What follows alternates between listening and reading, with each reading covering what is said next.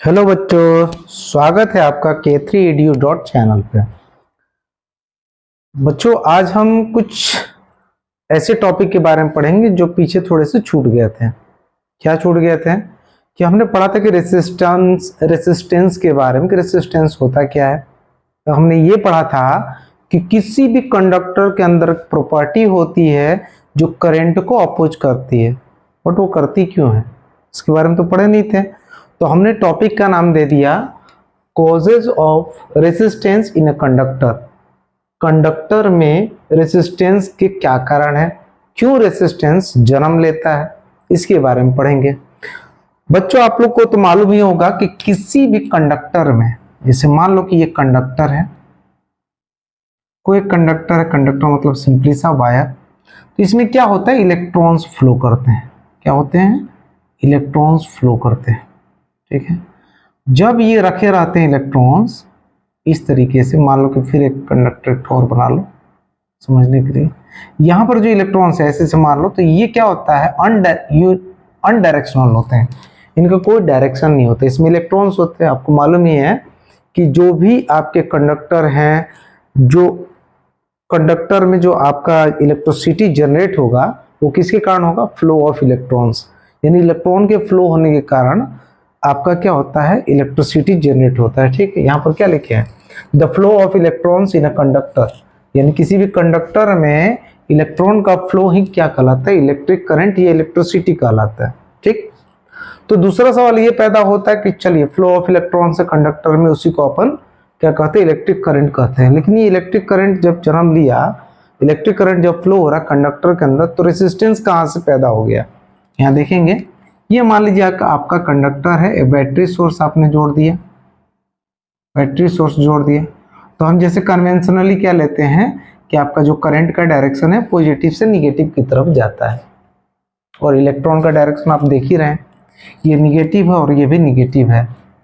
तो क्या होगा, यहां से ये इसको रिपेल करेगा, कंडक्टर में जो इलेक्ट्रॉन प्रेजेंट है, और जो आपका लोअर पोटेंशियल का, जो ये लोअर पोटेंशियल है निगेटिव, जो इलेक्ट्रॉन ही होता है बेसिकली, ये दोनों क्या करेगा, अपोजिट चार्जेस क्या है, दोनों एक दूसरे को रिपेल करेंगे, रिपल्सन करेंगे। लेकिन यहां से ये पॉजिटिव है और ये मान लीजिए निगेटिव है, तो ये दोनों क्या करेंगे, एक दूसरे के साथ चिपकेंगे, अट्रैक्शनल फोर्स लगेगा।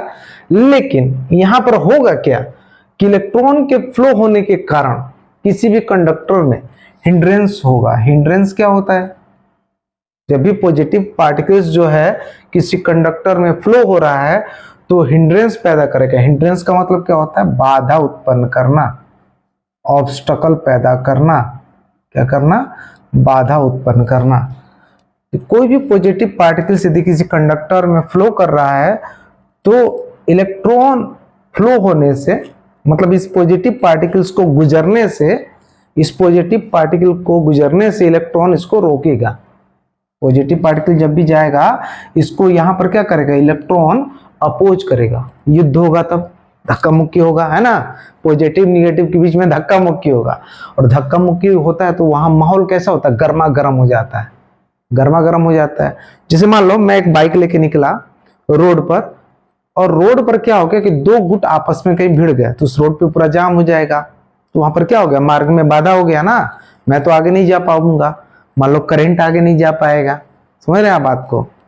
तो यहाँ पर करंट आगे नहीं जाएगा, तो यहाँ पर हिंड्रेंस टाइप का पॉसिबिलिटी हुआ, बाधा उत्पन्न हुआ, जिसके कारण करंट आगे नहीं जा पाया, करंट आगे जा नहीं पाया। तो यही क्या होता है, कंडक्टर का प्रॉपर्टी कहलाता है रेसिस्टेंस।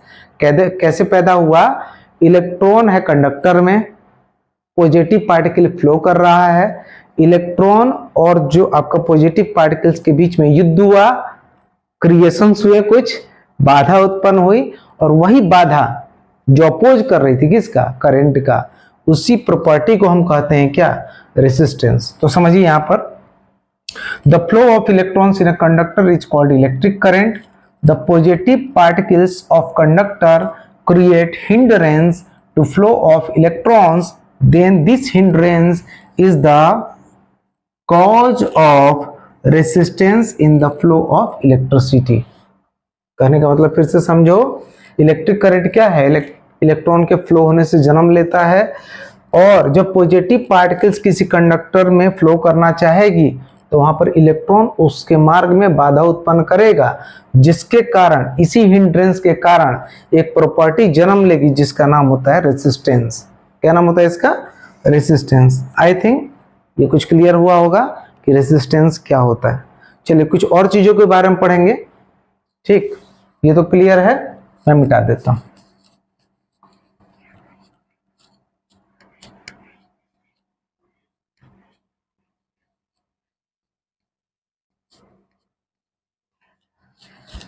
चलिए अब जो अगला टॉपिक है उसके बारे में पढ़ेंगे क्या क्या है।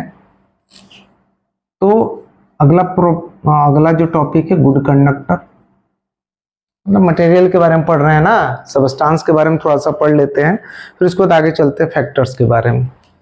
गुड कंडक्टर, गुड कंडक्टर क्या होता है? नाम से स्पष्ट है, जो बहुत अच्छा कंडक्टर होगा उसका रेसिस्टेंस कैसा होगा? लो होगा। कैसा होगा रेसिस्टेंस? लो रेसिस्टेंस। गुड कंडक्टर वो होता है, मतलब those types of material which have resistance value is very low, है ना। रेसिस्टेंस की वैल्यू क्या होगी? जिसके अंदर बहुत लो होगी वो गुड कंडक्टर होगा। ठीक, लो रेसिस्टेंस यानी लो are.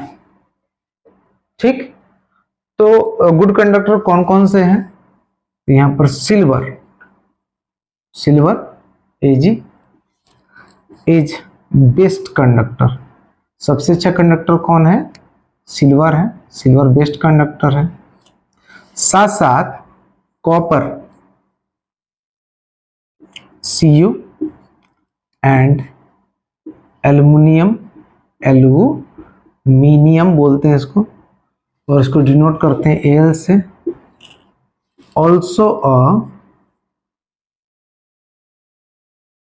Also a very good conductor. Good conductor कौन है? जिसका रेसिस्टेंस वैल्यू क्या हो? बहुत ही कम हो। सिल्वर जो होता है बेस्ट कंडक्टर होता है, और कॉपर और एल्युमिनियम क्या है? ये भी अच्छे कंडक्टर होते हैं। इन्हीं का इस्तेमाल हमारे ट्रांसमिशन लाइन वगैरह में होता है। ठीक है ना, उसके बारे में पढ़ेंगे। Good conductor. अब पढ़ेंगे रेसिस्टर क्या होता है। रेसिस्टर भी एक मटेरियल है, सबस्टांस है। ठीक है, इसका जो रेसिस्टेंस वैल्यू क्या होता है? हाई रेसिस्टेंस होता है। इसको लिख सकते हैं comparatively high resistance, comparatively high resistance. ये आर जो है रेसिस्टेंस है, ठीक है ना, कंपैरेटिवली हाई रेसिस्टेंस है। तो हाई रेसिस्टेंस किसका हो सकता है? यदि हम आगे बात करें, इसी में बात कर लेते हैं, आगे क्या बात करेंगे यार, हैं। तो एलॉय जो है, जैसे नाइक्रोम, कॉन्स्टानन, मैंगानीन, ये एलॉय जो होते हैं ये, इनके रेसिस्टेंस हाई होते हैं, बहुत हाई होते हैं, है ना।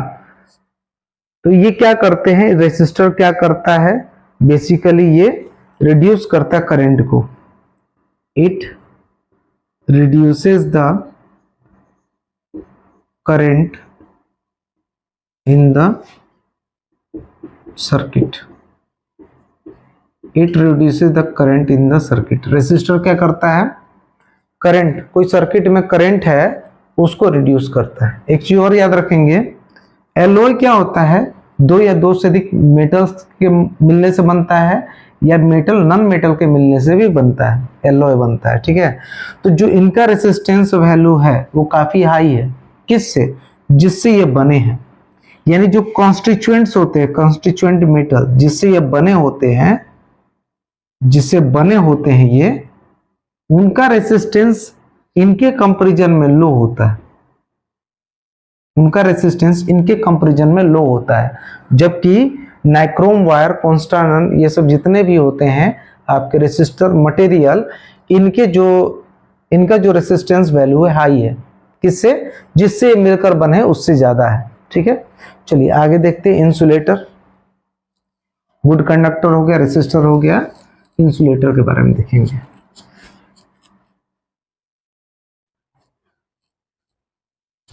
इंसुलेटर क्या है?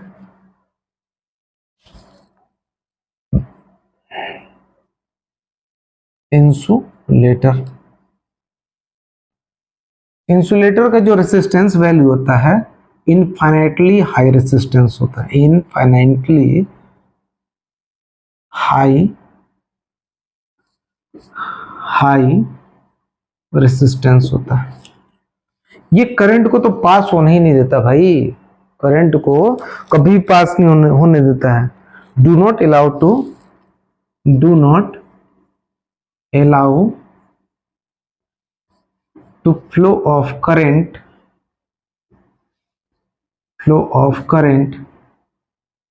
ऑब्लिक चार्जेज, ये इलेक्ट्रिसिटी सब एक ही चीज है। करंट को फ्लो नहीं होने देता, इलेक्ट्रिसिटी को फ्लो नहीं होने देता, ये चार्ज को भी फ्लो नहीं होने देता है। तो इंसुलेटर की बात करें, इंसुलेटर कौन कौन से हैं? रबर हो गया, प्लास्टिक हो गया, पेपर हो गया, ड्राई एयर हो गया, ये सब क्या है? इंसुलेटर है। ETC कोई दिक्कत? चलिए यहां तक बातें कुछ इन सबों की हो गई। अब चलते हम लोग factors affecting the resistance of the conductor. मिटा सकते हैं इसको।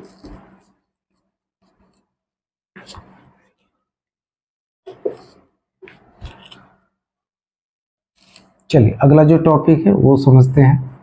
रेसिस्टेंस तक हम लोगों ने पढ़ लिया था, V